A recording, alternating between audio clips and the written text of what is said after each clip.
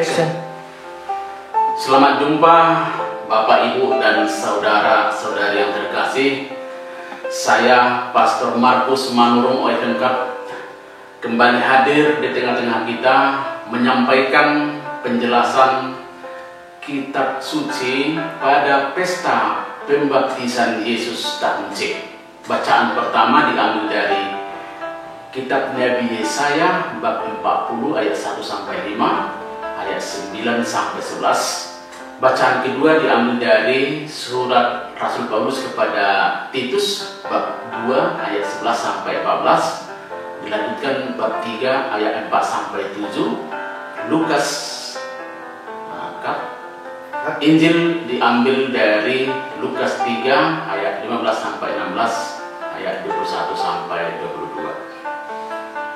Bacaan pertama dari kitab Yesaya menegaskan seruan Allah lewat Nabi Yesaya pada bangsa Israel.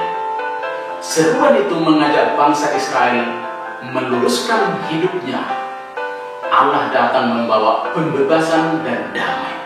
Mereka yang berdosa akan mendapatkan pengampunan dan pembersihan jika bersedia bertobat. Siapa yang bersedia bertobat akan mendapat kegembiraan besar, dan itulah tanda kerendahan hati. Bacaan kedua dari surat Rasul Paulus kepada Titus menekankan bahwa Allah sudah datang lewat yang telah menyerahkan diri demi keselamatan manusia. Penyerahan diri itu adalah tanda kerendahan hati. Kita telah diselamatkan bukan karena perbuatan baik yang kita lakukan, tetapi karena rahmat-Nya berkat permandian, kelahiran kembali, dan berkat pembaharuan yang dikerjakan oleh Roh Kudus. Injil pada pesta pembaptisan Yesus ini menceritakan bagaimana Yesus dibaptis oleh Yohanes. Menurut Injil Lukas, Yohanes membaptis dengan air, sedangkan Yohanes sendiri berkata bahwa Yesus membaptis dengan Roh Kudus dan dengan api. Roh dan api secara simbolis dilihat sebagai proses pembersihan dan pemurnian hati manusia. Melalui permandian Yesus, Yesus siap memulai pelayanannya kepada dunia. Ia mendapat kuasa dari Roh Kudus. Kehadiran Yesus di tengah dunia dikukuhkan oleh Allah. Engkaulah anak yang kukasihi, kepadamu aku berkenan. Permandian Yesus itu adalah lambang kerendahan hati, lambang kesediaan menyerahkan diri demi keselamatan banyak orang. Allah hadir dan sungguh mengungkapkan kasih-Nya kepada dunia.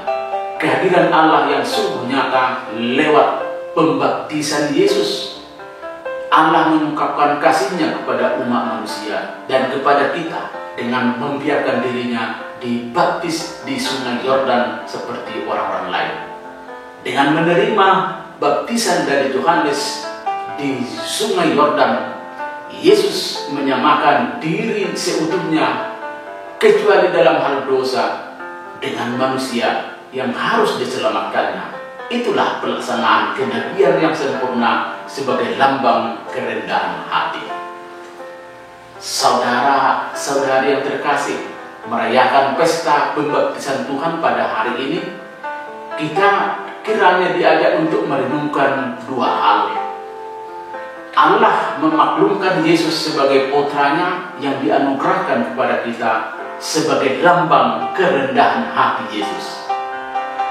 Kita yang sudah dibaptis dalam nama Tuhan diharapkan tetap memancarkan semangat Yesus, yakni kerendahan hati.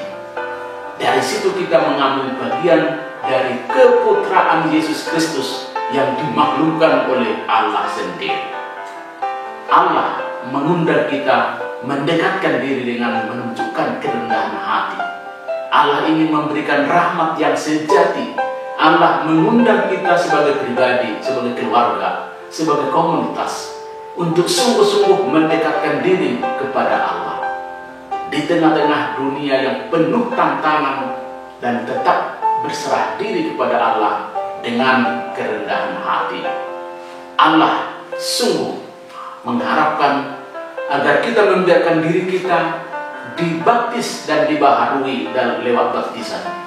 Melalui baptisan, Allah membuka jalan agar kita semakin dekat dengan Dia, Sang Putra, dan tetap hidup dalam kerendahan hati. Semoga pesta pembaptisan Yesus ini kita sebagai undangan dan harapan agar kita selalu ingat berterima kasih atas pembaptisan kita, dan semoga rahmat yang telah kita terima dalam pembaptisan menolong dan meneguhkan kita senantiasa berani tampil sebagai cahaya bagi orang lain dengan penuh kerendahan hati. Tuhan